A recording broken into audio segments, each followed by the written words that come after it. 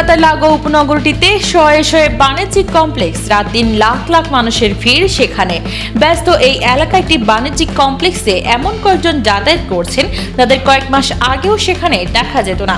ওই বাণিজ্যিক পরিসরে যাতায়াত করেন এমন বেশিরভাগই চেনেন না এই নবাগতদের, চেনার কথাও নয়। তবে এদের অনেকেই মাত্র 1 বছর আগেও বাংলাদেশের সবথেকে ক্ষমতাসীন রাজনৈতিক ব্যক্তিদের মধ্যে অন্যতম ছিলেন। তারা আওয়ামী লীগ ও এর সহযোগী সংগঠনগুলোর শীর্ষ এবং মধ্যম স্তরের নেতা। তারা যে বাণিজ্যিক কমপ্লেক্সটিতে যাতায়াত করছেন কয়েক মাস ধরে, সেখানে দলীয় দপ্তর খুলেছে বাংলাদেশ আওয়ামী লীগ। এর আগে 2024 সালের 5 আগস্ট শেখ হাসিনা বাংলাদেশ ছাড়ার পর কয়েক মাসে আওয়ামী লীগের নেতা কর্মীদের মধ্যে যারা ভারতে অবস্থান করছেন তারা নিজেদের মধ্যে ছোটখাটো বৈঠক বা দলীয় দপ্তরের কাজকর্ম চালাতেন নিজেদের বাসা বাড়িতেই। বড় বৈঠকগুলো অবশ্য করতে হতো কোনো রেস্তোরাঁ বা ব্যাংকোয়েট হল ভাড়া করে। সে কারণে একটা নির্দিষ্ট পার্টি অফিসের দরকার ছিল বলে জানাচ্ছেন আওয়ামী লীগের নেতারা। বাণিজ্যিক পরিসরটির পেছনের দিকের ভবনটির 8 তলায় লিফট দিয়ে উঠে বাঁ দিকে গেলেই সার দিয়ে বাণিজ্যিক সংস্থার দপ্তর। করিডোরের দুদিকে হালকা বাদামি রঙের একের পর এক দরজা, তার মধ্যেই একটিতে আওয়ামী লীগের পার্টি অফিস।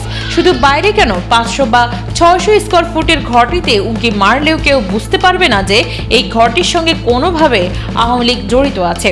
কোনো সাইনবোর্ড শেখ হাসিনা অথবা বাংলাদেশের কোনো প্রতিষ্ঠাতা রাষ্ট্রপতি শেখ মুজিবুর রহমানের কোনো ছবি কোথাও নেই ঘরটির বাইরে বা ভেতরে। আওয়ামী লীগের এক নেতা বলেন, বঙ্গবন্ধু বা নেত্রীর কোনো ছবি, সাইনবোর্ড কোনো কিছুই আমরা রাখিনি খুবই সচেতনভাবে। আমরা চাই যে এই ঘরটার পরিচিতি প্রকাশ করতে। এমনকি একটা দলীয় দপ্তরের যেসব ফাইল ইত্যাদি থাকে সেসব এখানে রাখা হয় না। নিয়মিত দেখা সাক্ষাৎ, বৈঠক ইত্যাদির জন্য একটা ঘর দরকার ছিল, এটা পাওয়া গেছে।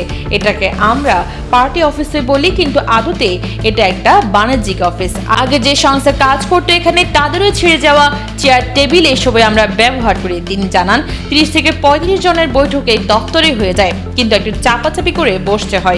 ছোটখাটো বৈঠক বিভিন্ন নেতাদের বাসাবাড়িতে এখনো হয়। তবে বড় বৈঠকগুলো যেখানে 100 নেতাকর্মী হাজির হওয়ার কথা, সেরকম বৈঠকের জন্য কোনো ব্যাংকোয়েট হল বা কোনো রেস্তোরাঁর একটি অংশ ভাড়া নিয়ে নেওয়া হয়।